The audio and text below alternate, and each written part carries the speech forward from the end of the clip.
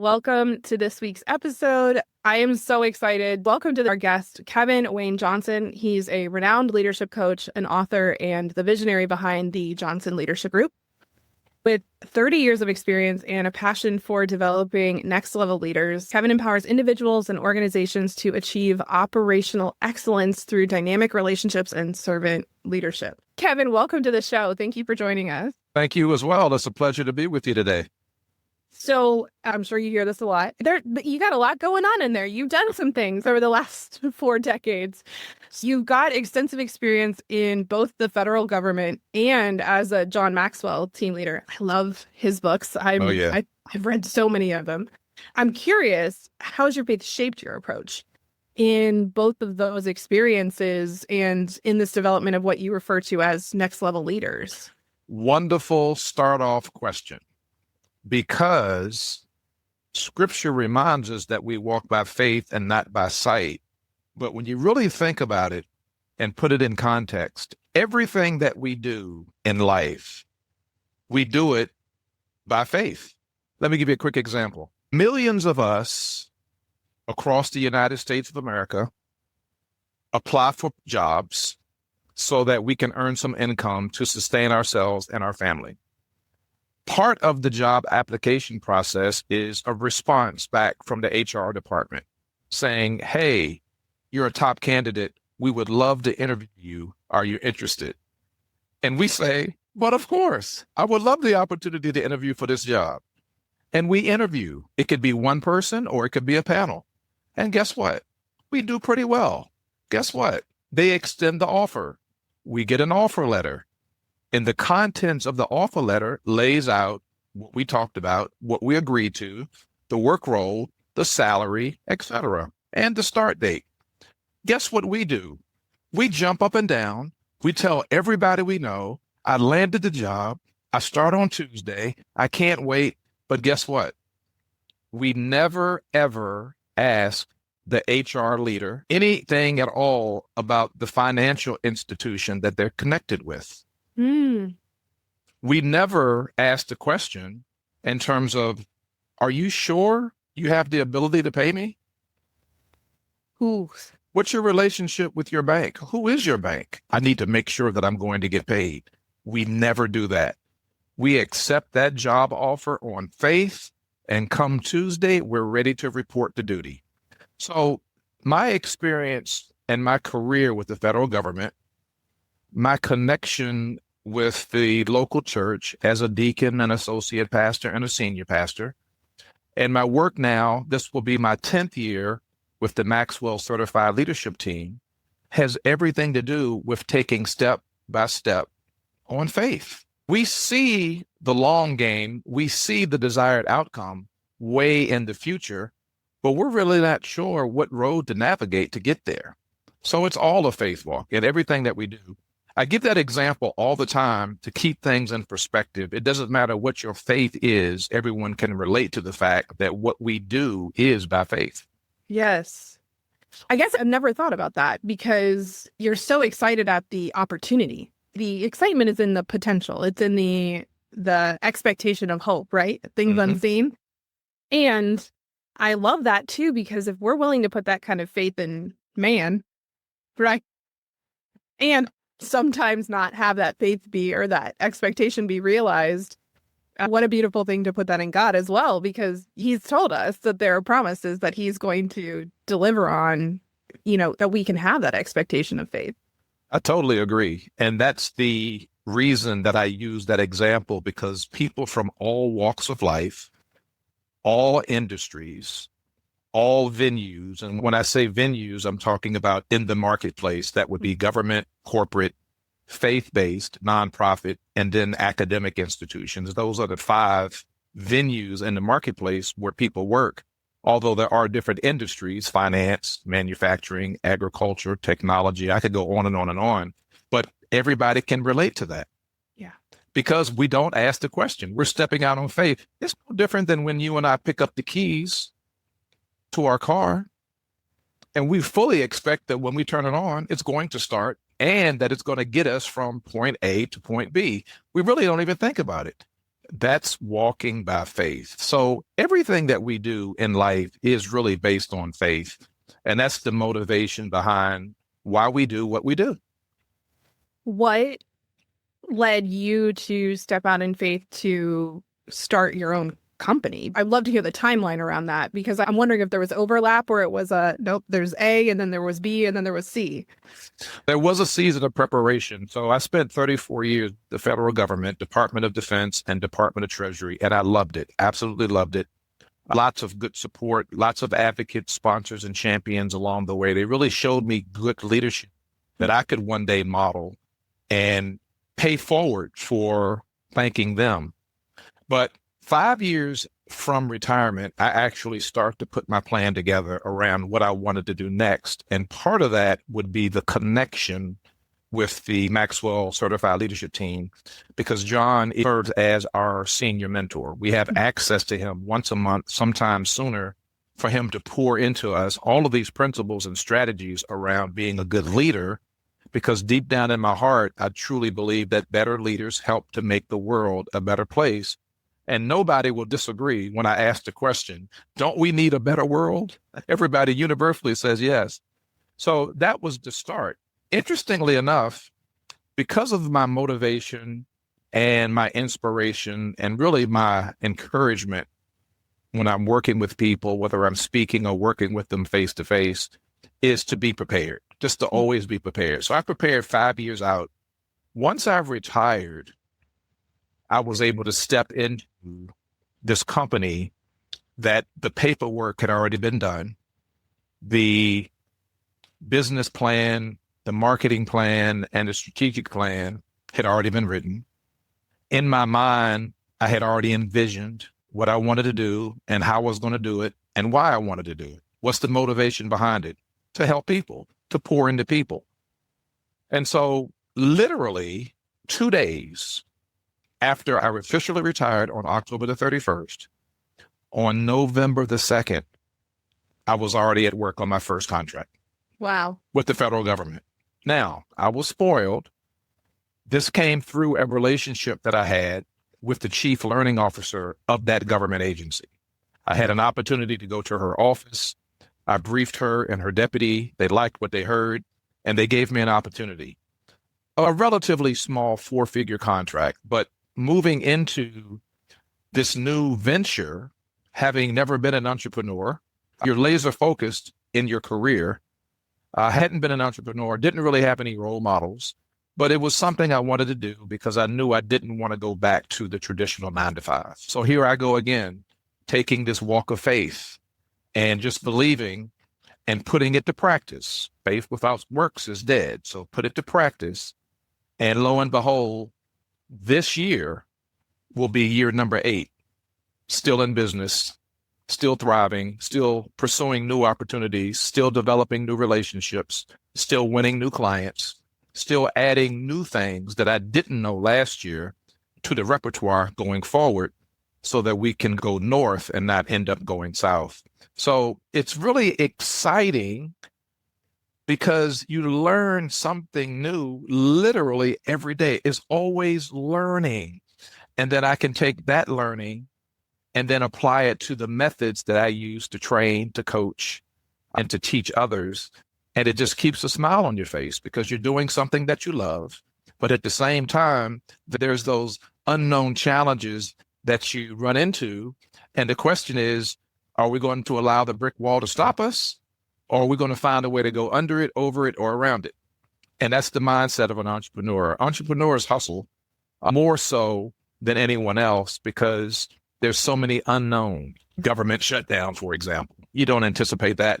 COVID-19, you don't anticipate that. So you have to pivot, you have to shift, you have to amend, you have to modify and revise your whole game plan in order to remain effective, efficient, and relevant in the marketplace because it's very competitive out here.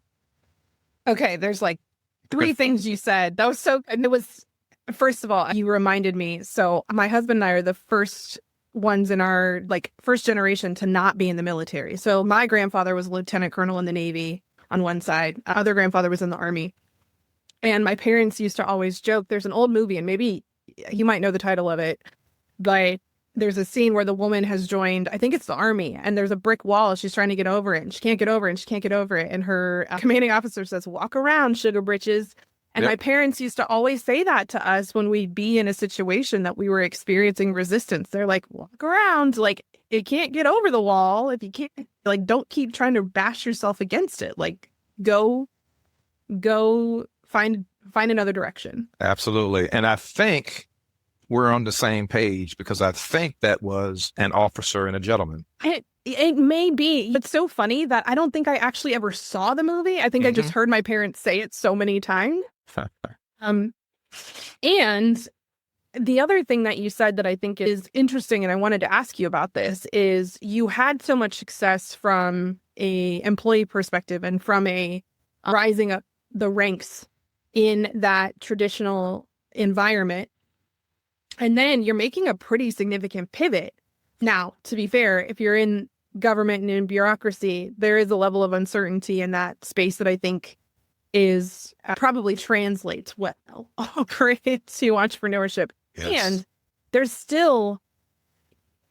a lot less oversight. There's a lot less boundaries, restrictions, structures. And so I'm curious how that transition felt for you going from these places that it was very, this is how you do the thing, to, okay, now you can do it any kind of way. Yeah. Like the way that you asked the question, because you're right. The only thing constant is change. Yes. And because change is always occurring, you get used to pivoting and amending and revising and modifying the game plan or the way forward. Because during my time with the federal government, both defense and treasury, I lived through about 20 reorganizations over 34 years. Some were major and significant and quite big. Some were much smaller. But when those things happen, you have to go with the flow because it's forced on you. It's not usually a volunteer situation. And so stepping out into being an entrepreneur is really the same thing. It's what I've learned that I can apply, and I can also teach others because things are always changing. All of my leadership development training prior to the pandemic, all of it was in person. And from time to time, depending on what city I would go to, my family would want to go with me. If I'm going to warm weather like Los Angeles or Tampa, anywhere down south where the weather is really nice and they can go out and do different things while I'm working, they would travel with me. But once the pandemic hit, we had to really strategically think about the way forward, and we had to go virtual. And so you had to learn all the different platforms, Microsoft Teams, Adobe Connect, Cisco WebEx, and then, of course, Zoom. And we also had to rewrite the curriculum and the PowerPoint slides so that it would fit the needs of the clients that we're serving. And so for about 3 years consecutively, it was all virtual, no more in person. Now, fast forward, we're back to in person, but quite a few of our clients have remained virtual because they got used to it. They save money with the travel budget, etc. But I always prefer in person. But guess what? My job is to serve. So what does the customer want, and how can I best deliver that? And they specifically raise their hand and say, Kevin, we really want you to do this using technology. We don't want to send our people all over the country. And that's just one small example. There are many other examples as well. But that's what the federal government career taught me around being able to shift and pivot to meet the needs of those that we're serving.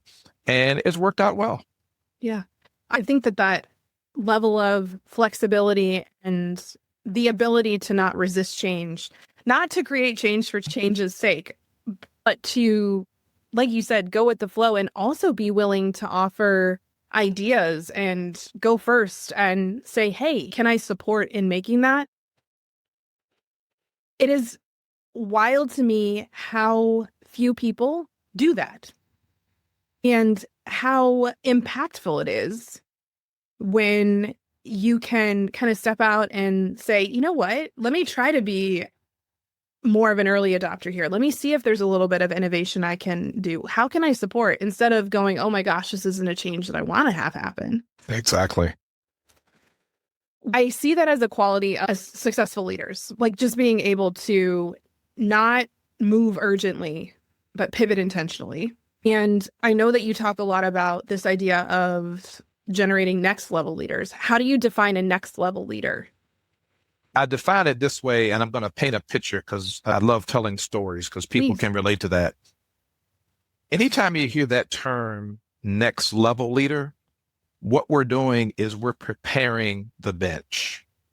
We're preparing and we're equipping and we're developing those that are coming behind us because we want them to be ready to rock and roll once they move up to that next level of responsibility. Because what we always remind people is at that next level is also going to be visibility and more accountability. More people are going to have more to say about you because more people now see you. So you have to be prepared. So anytime you hear that term next generation leader, it's like succession planning. It's like the next wave of really, really good candidates that need to really understand what they're about to step into, because there becomes a time now where we no longer really need to roll up the sleeves. We've demonstrated that we can do that. But when you move into that really key leadership position and you're entrusted to lead others, it's all about now making sure we take care of them who will be doing the work. Yes, in an emergency, we can step in and we can roll up our sleeves. That's not really what we're there to do. We're there to mentor, coach, pour into, develop, equip, give them encouragement, motivation, and inspiration to be the best that they can be because we see the potential in them that perhaps they don't see in themselves. And that's the difference between leaders who have been prepared to step into that role versus what many organizations do. They find someone who's really, really good at their work role. And because they do that so well, now they promote them into a position where they're leading other people and they haven't been trained. It's a different ballgame. You're dealing with personalities. You're dealing with the human element. You're dealing with personal agendas. You have to have conflict management skills. You need to be an active listener. You need to understand how to develop good working relationships, not necessarily making friends, but having that type of a relationship where you don't have to mandate, dictate, and threaten, but you can just ask. And when you have a good working relationship with people around you, all you have to do is ask, and they'll be more than happy to get it done. And so that's what I mean by next generation leaders. We're developing that pool so that they're ready, because now they're going to be much more visible and it's going to be a higher level of accountability. And we don't want anyone to fail. We want everybody to just skyrocket and do well, take the organization and the team to the next level, take them further than I could take them, and not be afraid of that happening. And that's the difference maker. And that's what organizations need. You put that just so beautifully, because I have seen that working in several large organizations where you watch somebody get promoted into a position and you can see like this person was not set up for success. And with some mentorship prior to stepping into that role, that could have been an entirely different scenario. And yet now there's a visibility and an accountability issue. And a lot of times it falls on that person. And in reality, if we zoom out, it's a question of, okay, who decided that was the person to come into this place? And was there an assessment of what this person was going to need in order to be successful? One of the most recent John Maxwell books I read was his Developing the Leader Within, the 2.0 version. We've talked about this in several of our programs in terms of leadership development and spiritual gift development, is the 5 levels of leadership. And I think that is so congruent with what you were just saying here around the top leaders. You follow them because of who they are. And it's beyond how they treat you. It's beyond how they help you get results. It's beyond the fact that they're your boss, so you have to, or that you like them, they make you feel good. It's really, this is a person whose character, even when they make mistakes, we joke, it's like, I'd follow them off a cliff, because that I would trust that they know that there's something below that cliff that we're going to land on and we're going to be better off. It's that level of, actually, to bring it back around, it's that level of faith in this person's character. Yeah, you summed it up extremely well. And the other thing that's really key about the word faith that I want to touch on briefly, when you have faith in a person, what you're also saying is that I have confidence in them and I believe in them. And that is so uplifting because of how we're created. We all need and we all crave affirmation, some more so than others. But even the leader at times would like to hear something kind from somebody as it relates to the type of work that they're doing. And because we all need some affirmations, when you demonstrate that you have faith in a person or a team or an organization, what you're saying, at least the message that you're conveying, is that, you know what, I believe in you and I have confidence in you. And that is so incredibly uplifting because we all want and need some form of affirmation. Now, that's an extension of leadership as well. It's a delicate balance. Again, some need it a little bit more than others, but everybody would like to hear from time to time, I'm really proud of you. You're doing a great job. Good work. I'm so glad you're on our team. It doesn't have to be every day, every week, or even every month, but every now and again, just remind them, because if we don't, they could make the assumption that we're taking them for granted and they may leave the organization. I call it voting with your feet. Sometimes people don't have an exit interview when they leave the organization, and we never find out why they left. But if you get a chance to corner them and you have a conversation about it, a lot of people will just open up and say, they took me for granted. I just didn't feel appreciated. And I want to go work somewhere where I feel appreciated. That's part of human behavior that we have to be aware of. I know that experience intimately of, it's when you've got somebody in a position where they want to grow, they want to change, they want to learn, they want to advance, and not just for themselves, but to help others, to make the world a better place. And that's not met with enthusiasm, even if it doesn't have to be a yes. It doesn't have to be a, oh my gosh, yes, we're going to do what you're thinking about. We're going to implement that tomorrow. But the idea of, thank you for caring. Thank you for being invested in this organization or in your role to the point that you want to see positive change. I watched so many leaders in spaces I was in over the years leave for that exact reason of, they came in enthusiastic and hungry and excited. And after several years, it's, oh, actually, it doesn't matter if I do a great job or I do a mediocre job, I'm getting the same feedback. And if you then have someone else come alongside another organization or another person and say, hey, I see you and I see your enthusiasm and we would really appreciate that over here. I always say this, is that the reasons that people stay and the reasons that people leave are not the same reasons. So people leave when a need is going to be better met and it's not being met, but people stay as long as that need is being somewhat met. So we really have to pay attention to those needs. And like you said, one of the needs, different levels for different people, but it's, do I feel like I am seen for the contribution that I'm making here? Absolutely. That's a question that people are always asking to themselves. They don't usually say it out loud. No. Oftentimes they say something different. And that's it. Is they're like, oh, is it the pay? Is it this? Is it that? And especially if you've got a great leadership team, people will stay for less pay. They'll stay and work overtime and not get paid. They'll move heaven and earth. They will. But there's not enough money in the world to make somebody stay if they don't feel like if they're growth minded or growth oriented, if they're contribution oriented, there's not enough money in the world to make somebody stay if they feel like they're not contributing. Absolutely. Because see, now we're not ministering to the whole person. See, leaders are ministering. And it doesn't matter your faith. We're ministering. We're serving because people have emotions.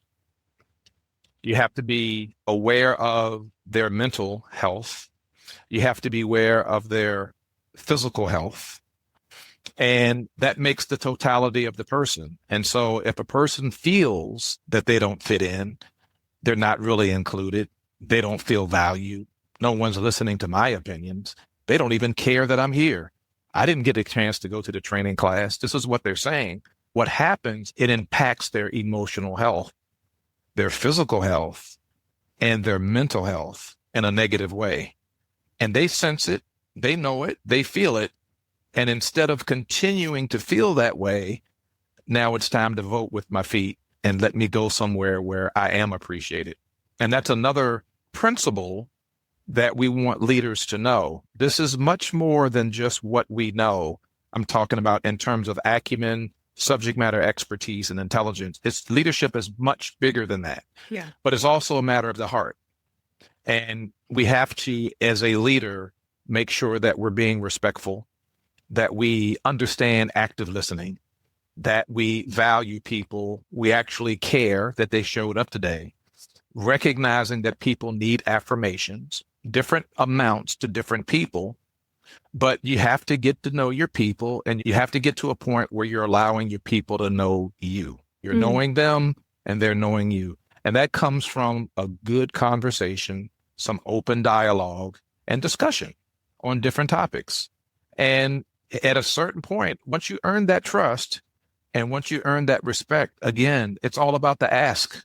You no longer have to threaten, mandate, and dictate to people. You can just ask. And like you said, they're more than happy to get the task, the initiative, the action, the project, whatever it might be. They're more than happy to get it done with a smile. And now you have cohesion on the team. You have a great organization that's going in the right direction. And now we can move on to bigger and better things. I want to ask, I wasn't planning on coming over here, but feeling led here. In your work as a deacon, in your ministry as a pastor, so much of what you're talking about here, I think actually translates to churches as well. And I know that a lot of people listening to this podcast, just from understanding our audience, there's church hurt, right? And especially, I think it comes up if you are in a leadership position and you experience another leader like violating that relationship you've described here, I think it hits especially hard. And so I'd love to just hear some of your perspective on that, because I don't typically get to ask that sort of question. Yeah. Thank you, Dr. Lee. It's a really, really relevant and applicable question. Having worked in both the secular and then, of course, being actively engaged in ministry for 26 years now, serving the local church. There's a saying, I get it from scripture, and somebody else may have come up with it. I don't know, but it's just something that I share with people. And it's really, really simple. And it goes as follows. Wherever you go, there you are. Yeah. So it's a matter of not being perfect, because none of us are, but it is a matter of consistency. Doing our best to be consistent wherever we are, at home, with our neighbors, at the grocery store, at church, at work, in our social and civic organizations. Let's show up as the same person and be consistent. Now, when we do that, we now usher in more opportunities that wherever we are, we have opportunities now to uplift people, to encourage and inspire people, as opposed to beating them down. And again, nobody's perfect, but we can strive to be consistent in every area. There is just as much church hurt as there is hurt in the workplace. One of the things that I do in terms of statistics and data is I read and study Barna, I read and study Forbes, and I read and study Gallup. And the statistics are pretty similar depending on what venue you might be in. It could be in the government space, in the corporate space, where there's really high pressure to generate revenue, in the academic space, in nonprofits, or in faith-based organizations. They're people. They're still people. And people want to know that their leader cares, that their leader will provide some hope and that their leader will help. And what happens across the board when that doesn't happen, we crush people's spirit. And that's really where that term church hurt comes from. But it's the same across all of the different venues in the marketplace. So those three sources that I quoted has a lot to do with the work that I do.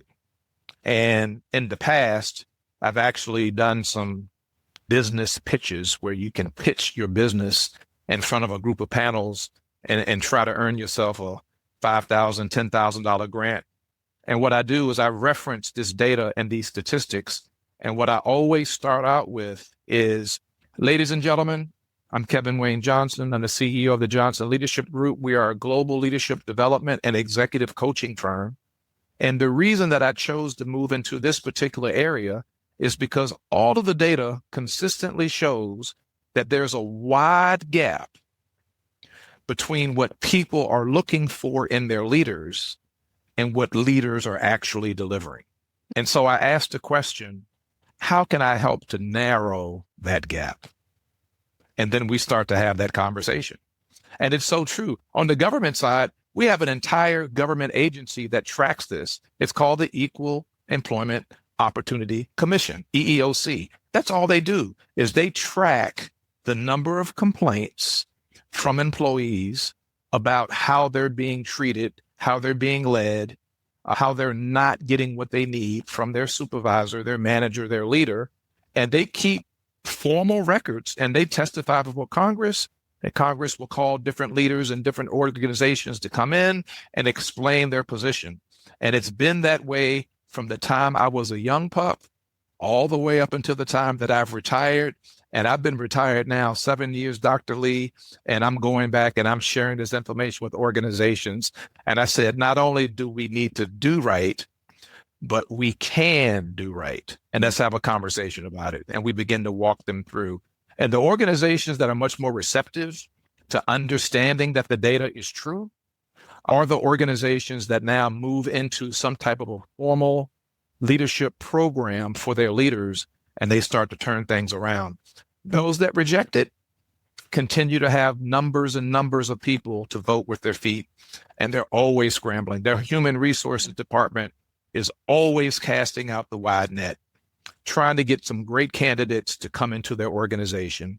And sometimes they get them, they interview them, they offer them an extension, they get an offer letter, they come in, they get a brief orientation, and they go to work. And within a few months, they're gone. Yeah. They just wash, rinse, and repeat over and over again. And we can do better, and we should do better. Yeah. This point, I think, is particularly valid. So I have a nearly 16-year-old and two 13-year-olds, and I'll be 40 this year. So Sure.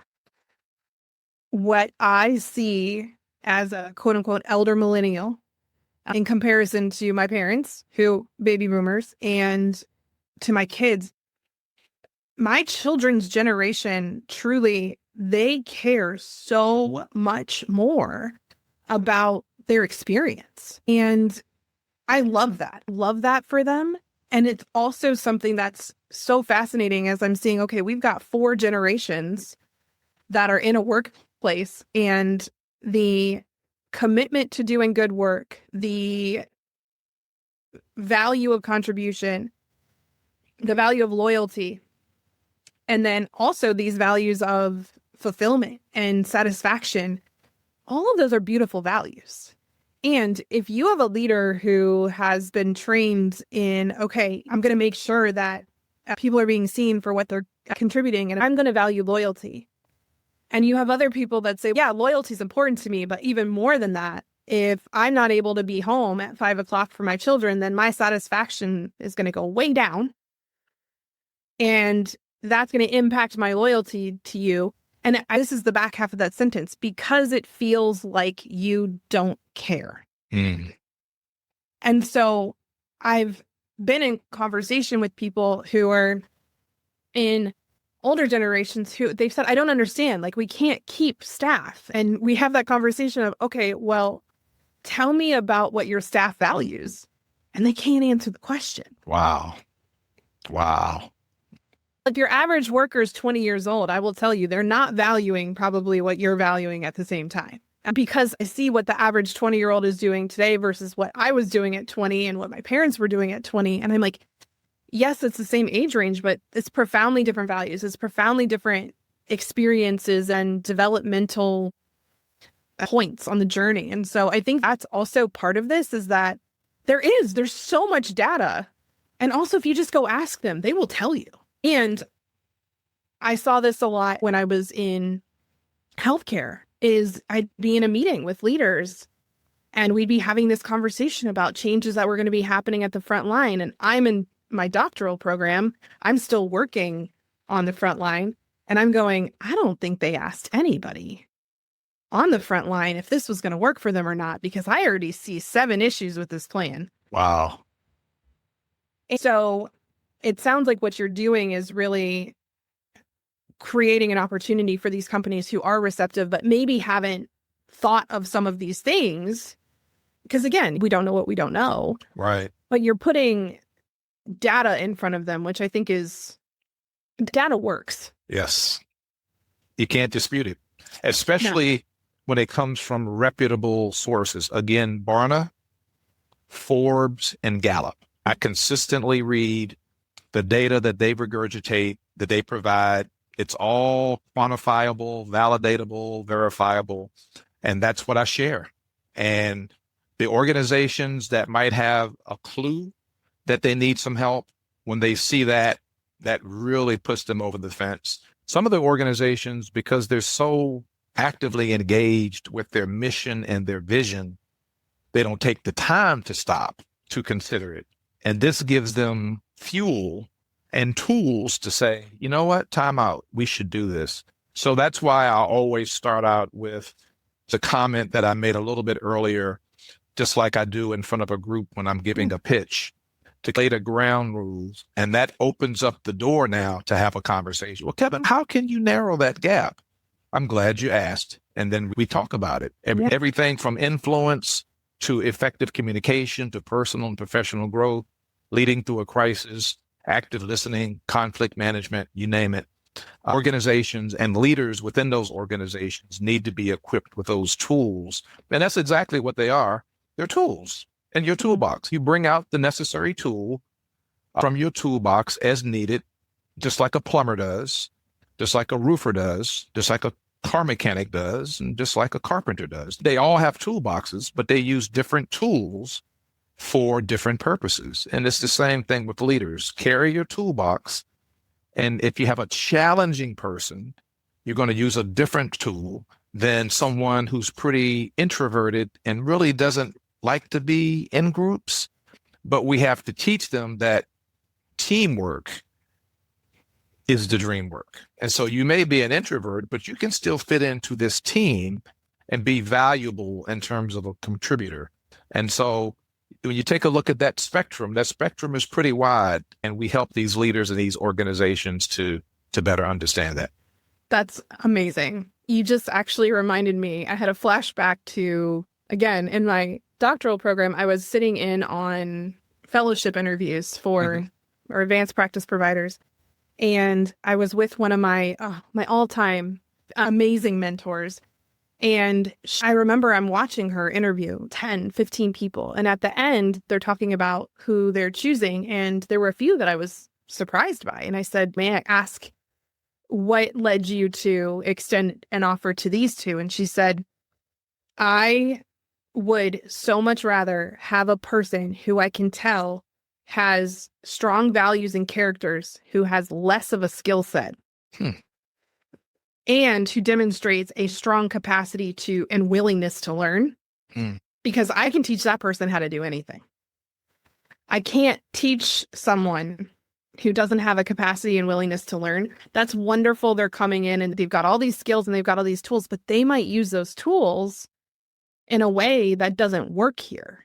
But if I try to come and teach them, hey, instead of using that hammer here, I want you to use whatever, a screwdriver, a wrench, they're probably going to fight me on that.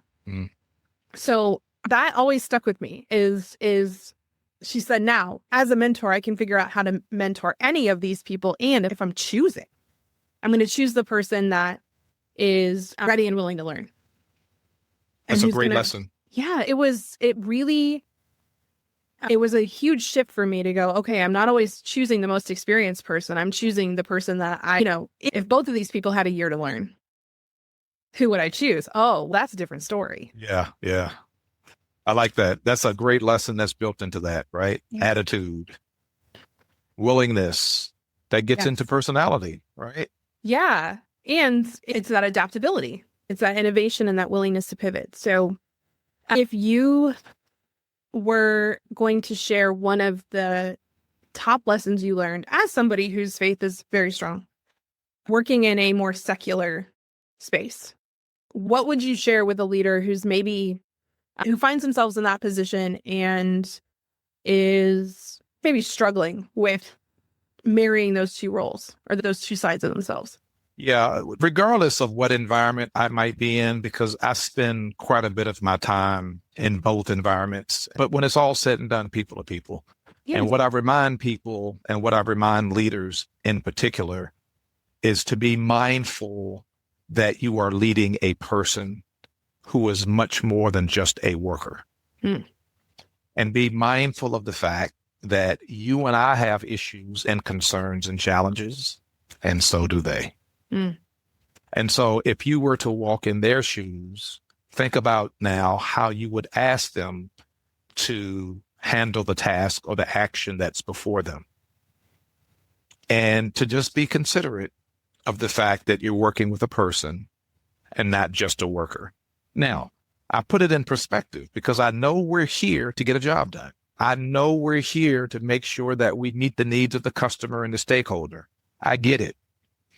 But we can still do it in a way where we're effective and we're efficient because we're dealing with a person who is probably dealing with issues, challenges, and complications in their lives. You mentioned a little bit earlier, Dr. Lee, that there's 4 generations in the workplace right now. I would submit to you there's 5. Actually, you're right that I was thinking about it because I'm like, the alphas are coming at the end now, aren't they? And you mentioned the baby boomers, but ahead of the baby boomers are the traditionalists, those that were born before 1945. There's not very many, but there's still some that are showing up to work every day because they like what they do, or there's a financial need, or both. So really, there's 6. Amazing. And you have a new group of individuals coming in who are 21, 22 years of age. So you see how it spans is a very, very wide spectrum.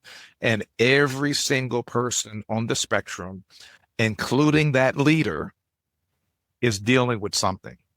So let's be sensitive. We're not doormats. We hold people accountable. I get it. But let's think about how we can motivate and inspire and encourage to the point where we're all working together collaboratively and in cohesion. That's the responsibility of a leader. It's no different than in sports. It's no different than on the academic debate team. It's the same type of motivation and inspiration that we use to get people to tap into their potential to be the best that they can be. I think that is a perfect end cap. Thank you so much. Kevin, I would love to share with our listeners where they can find you. I'm sure several of them will want to go check out your business and the work that you're doing. So where's a good place for people to find you? Oh, thank you. The name of the company, again, is the Johnson Leadership Group. This year will be in our 8th year. The website is www.thejohnsonleadershipgroup.com. And my email address is, guess what? Kevin@thejohnsonleadershipgroup.com. There's a message there. I tell entrepreneurs, make it easy for people to find you. Yes. Don't give people a 32-syllable email address. Yeah. Right. Yeah. And if you're listening while you're driving and you didn't catch it, I'll make sure all of this is in the show notes below so that you can connect with Kevin further and read more about the amazing work he's doing. So thank you so much, Dr. Lee, for having me. Oh, absolute pleasure. I truly appreciate it. Thank you for coming on. All right. And to our listeners, thank you so much for tuning in, and we will catch you next week.